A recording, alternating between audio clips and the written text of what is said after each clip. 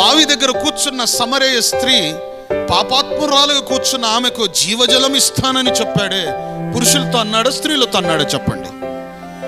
యోహాను సువార్త 4వ అధ్యాయం ఎంత పవర్ఫుల్ అధ్యాయం అంటే, అక్కడ సంభాషణ అంతా స్త్రీతో జరుగుతుంది. 2, 3, 4 నుంచి మనం చూస్తే ఎవరితో సంభాషణ? స్త్రీతో. ఆత్మతో సత్యముతో రాబోయే దినములో మీరు ఆరాధిస్తారని ఎవరితో చెప్పాడు? పురుషులతో చెప్పాడా, స్త్రీలతో చెప్పాడా? హల్లెలూయా. చెప్పింది స్త్రీలతో. అయితే ఈరోజు సంఘములో రాండమ్మ, ఆత్మతో సత్యముతో ఆరాధించాలి అని పిలుస్తున్నది ఎవరు? పురుషులు పిలుస్తున్నారా, స్త్రీలు పిలుస్తున్నారా? ఎక్కువ ఎవరు పిలుస్తున్నారండి? పురుషులే పిలుస్తున్నారు. అయితే ఎవరికి చెప్పారా వాక్యము? ఆ ఎడారిలో, ఆ ఎండ ప్రాంతములో బావి దగ్గర కూర్చున్న ఆ స్త్రీతో అన్నాడు, నీకు జీవజలమును నేను ఇస్తాను, నువ్వు ఈ నీళ్లు త్రాగితే నీకు ఎప్పుడు దప్పిగా కాదు అన్నాడు. ఎవరితో అన్నాడు? స్త్రీతో అన్నాడు, పురుషుడితో అన్నాడా? అయితే ఈరోజు ఆ వాక్యాన్ని ఎక్కువగా ఉపయోగించుకునేవారు ఎవరండి? పురుషులే.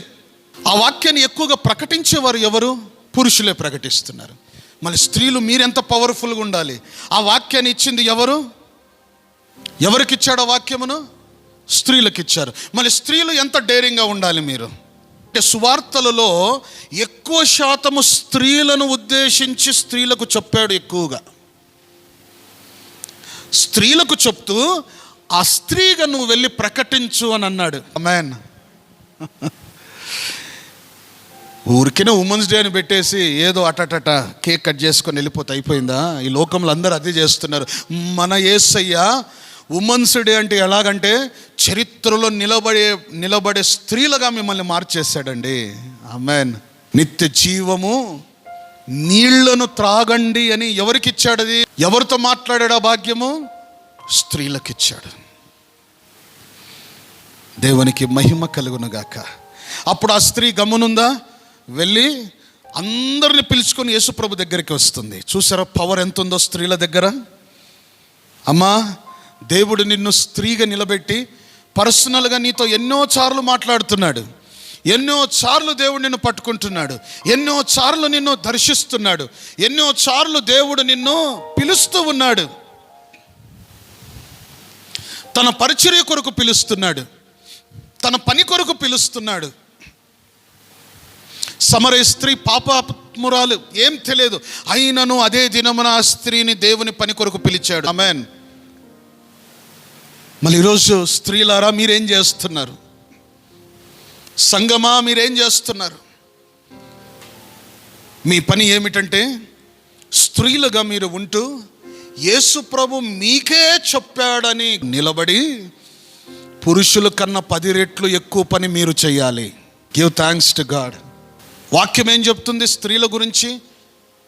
1 పేతురు 3వ అధ్యాయంలో అంటాడు, బలహీనం అన్నాడా, బలవంతురాలు అన్నాడా? బలహీనమైన ఘటం అన్నాడు. అంటే ఒక బలహీనురాలు స్త్రీ పురుషునితో పోల్చుకుంటే. అందుకే యేసు ప్రభు నీ దగ్గరకు వచ్చాడు. బలహీనురాలు అయిన నిన్ను బలముగా వాడుకోవాలి. బలముగా నిన్ను ఆయన పరిచర్యలో వాడుకోవాలి. బలముగా నిన్ను నిలబెట్టాలని దేవుడు నిన్ను ప్రేమిస్తున్నాడు.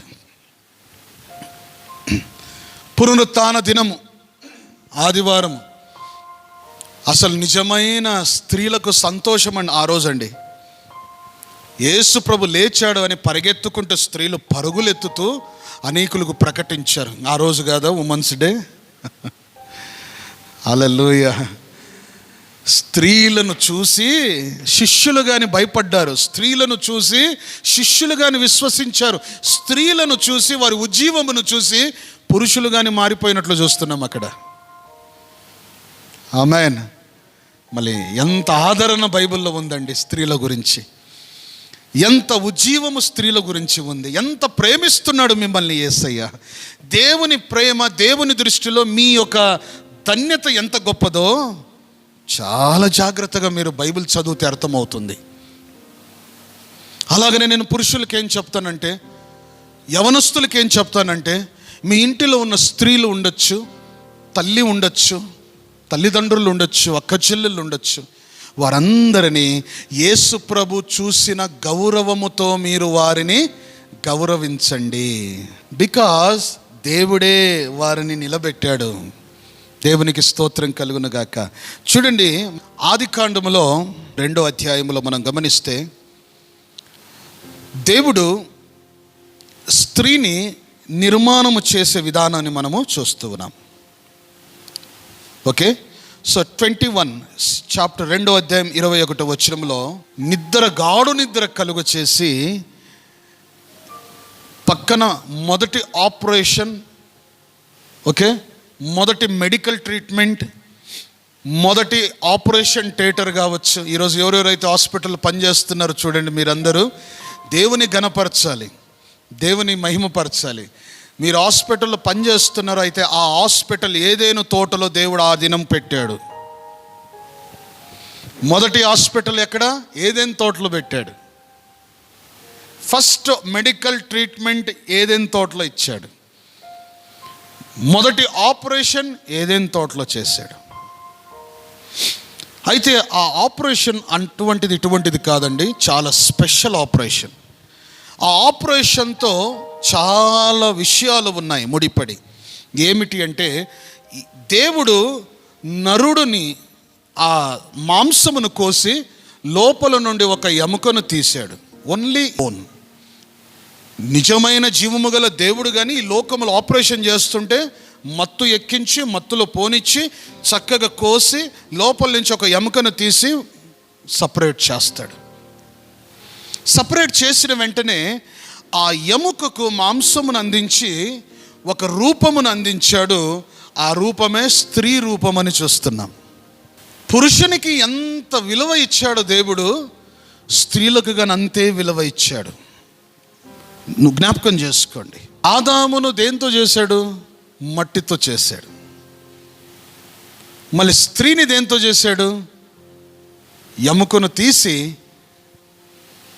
సమకూర్చి ఒక స్త్రీని నియమించాడు.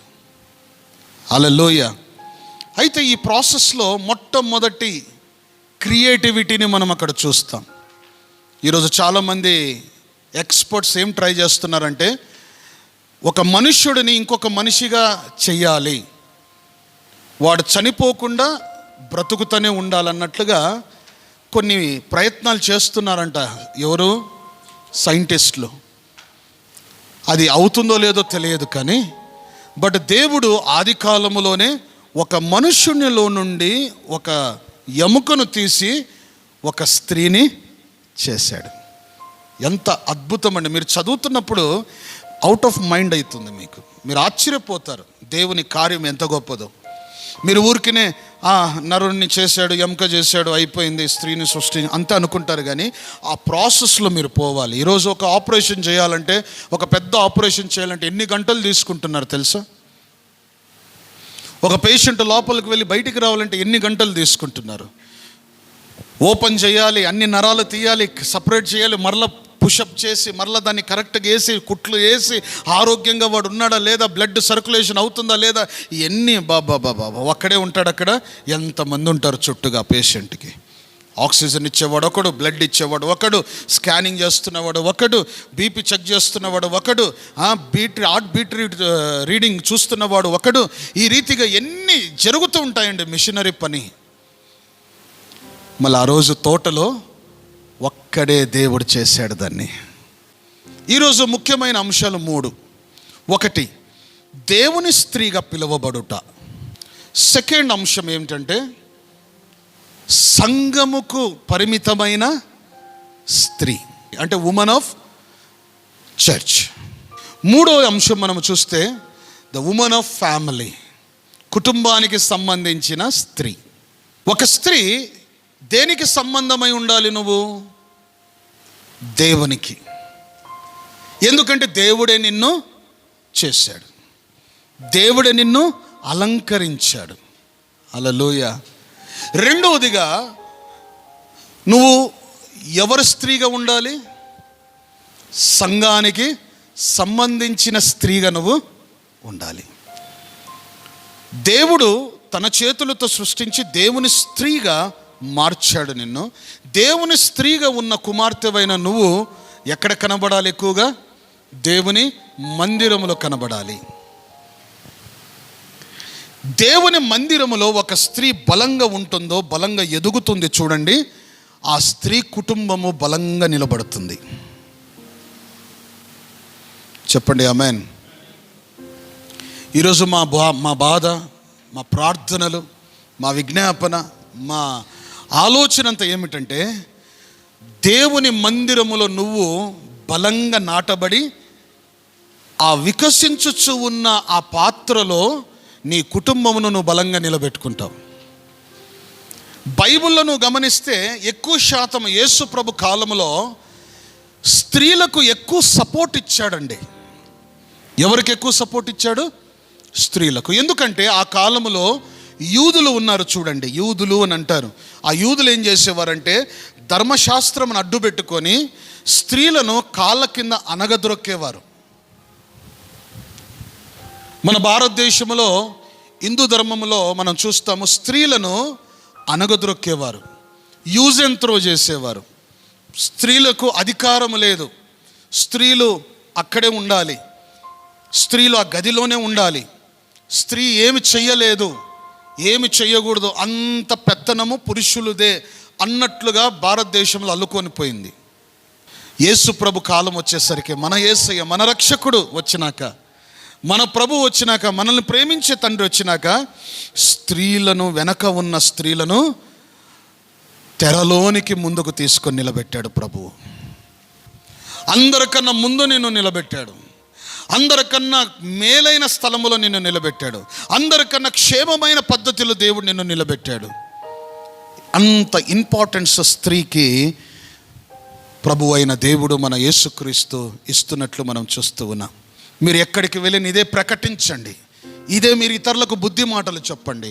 ఒక స్త్రీ ఉంటే సమాజంలో దేవునికి సంబంధికురాలై ఉండాలి, రెండవదిగా సంఘానికి సంబంధికురాలై ఉండాలి, మూడవదిగా కుటుంబానికి సంబంధికురాలై ఉండాలి. ఈ మూడు బాధ్యతలు లేని స్త్రీ దేవునికి మహిమకరమైన స్త్రీ కాదు. ఈ మూడు బాధ్యతలు ఏ స్త్రీ అయితే ఉంటుందో దేవునికి మహిమకరమైన కుమార్తెగా, అంటే దేవుని మహిమపరిచే బిడ్డగా ఉంటుంది. ఆమేన్. సరే.